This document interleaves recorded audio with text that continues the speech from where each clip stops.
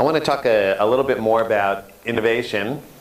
So we all think about a lot about technology innovation. Well, you know, when I say technology, I don't mean just IT. I mean, I consider biomedical technologies technology also. So, but we talk a lot about technology innovation. I want to talk now a little bit about business model innovation. Business model innovation is as or more important than technology innovation. And the most successful companies combine both. In my Google story, you saw Google combines technology innovation with a business model innovation. So they have a great technology, they have a great business model innovation, they have a super successful company. Now this is two portable MP3 players, or two portable music players. Which one was the first mover in the portable music player market? Was it Apple, iPod, or this one? First mover. And this product is created by who? The company is called Diamond and the product is called Rio. Diamond Rio. So they're the first mover in the portable MP3 market. How many people are still using Diamond Rio? How many ever heard of them before my presentation today? Another failed first mover. Apple is a late mover in this space and has owned it from day one and continues to own it today. Why? Business model innovation. So although Diamond entered with portable MP3 in 1998, Apple entered with the first generation in 2001 and entered in 2003 with iTunes, and they totally redefined the market. The early guys were selling portable MP3 players. Apple entered and sold hardware and software and service. So they sell you a device, they sell you the software on the device and on your PC, and they sell you a music service that lets you download legal music. And they crushed the competition. They took 90% of the market, and they still have something like 80+% of the market for portable hard drive driven MP3 players today, music players today. So disruptive business model beats disruptive tech almost every time. Of course, if you combine both, this is ideal. We have a disruptive tech with a disruptive business model. Other examples of disruptive business models throughout history. One of my favorites and one of the earliest ones that we study is called the Gillette razor and blade model. So how does this work? How many guys are using the Mach 5 Gillette razor? No? How many guys are shaving? Yeah. And using what? Oh, Schick? Okay. So anyway, this is a Mach 5 razor. I highly recommend it. And by the way, you know how many patents Gillette has on its razor? Like 70+ patents just on this razor, covering mostly the attachment between the blade and the handle. Which is why, if you ever wondered why you never see people selling third-party blades to fit into Gillette handles. Anyway, but what was their innovation on the razor and blade business model? How much does a handle cost in the pharmacy or the convenience store?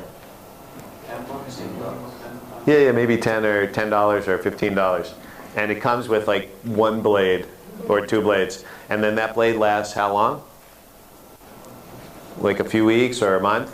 And then you have to buy a new pack of blades. And how much does a new pack of 5 or 6 blades cost? It's like $30. So, and that lasts you another couple of months, and then you buy another one, and then they release Mach 6 with a different connector, and you have to throw out all the blades from Mach 5 that you had, and you buy all new Mach 6 blades. So this is, if you distill this model down, it's about, we sell you a low-cost or even below-cost product that uses a consumable that we also sell, and then we sell you consumables forever. What other product does this category does something very similar?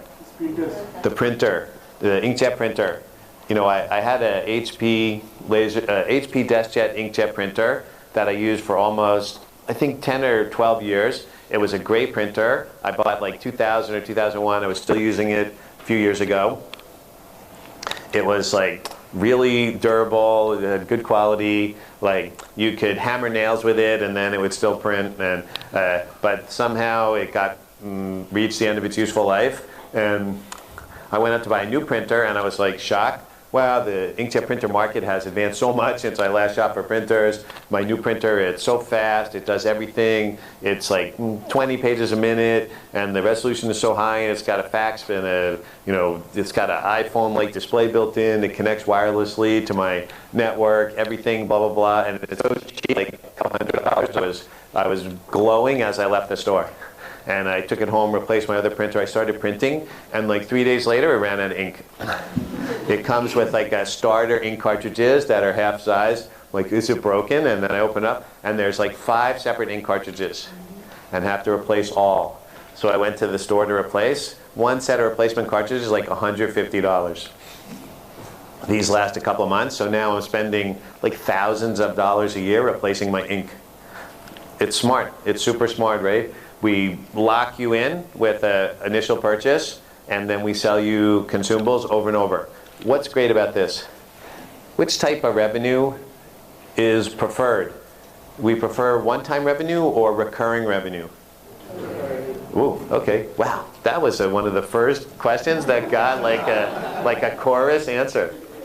Let me ask again. We prefer one-time or recurring? Okay, I'm so happy. Yeah. So recurring revenue is better, and this generates recurring revenue, and also something called customer lock-in, which we'll talk a little bit more about in competitive advantage. Other business model innovations that are so deeply embedded in our life that we don't even notice, but budget airlines. Before Southwest Airlines, there was no business model for budget. Dell Computer, mass customization of computers sold direct to end users. Online brokerage, e-commerce, peer-to-peer marketplace, search-based advertising.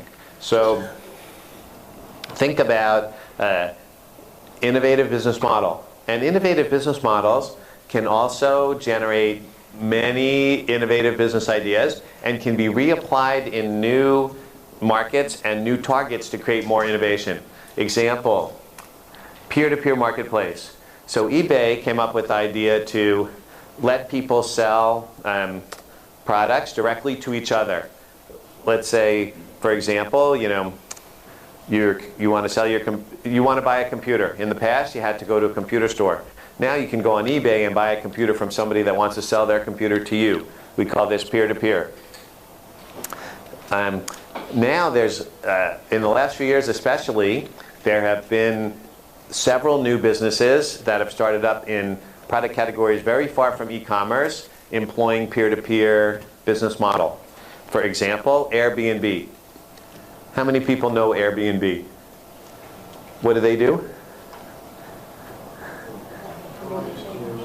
So they provide peer-to-peer accommodation. In the past, if I traveled to, for example, Bangkok, and I need to stay somewhere, so I would stay at a hotel. Now, if I travel to Bangkok, I can stay at somebody's condo who wants to rent it to me. Airbnb brings us together. Peer-to-peer accommodation. How about Uber? How many people know Uber? So what's Uber do?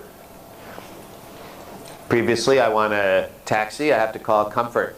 Now I can use Uber to connect with somebody who has a car that wants to drive me somewhere. And these are, what's the current valuation for Uber? 40 billion.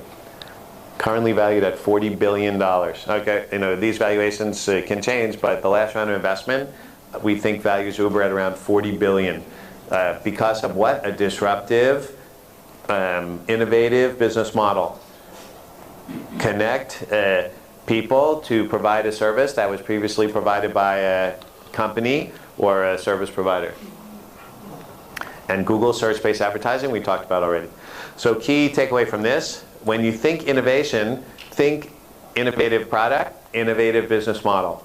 If you can combine the two of those, this is a very powerful recipe for a super successful company.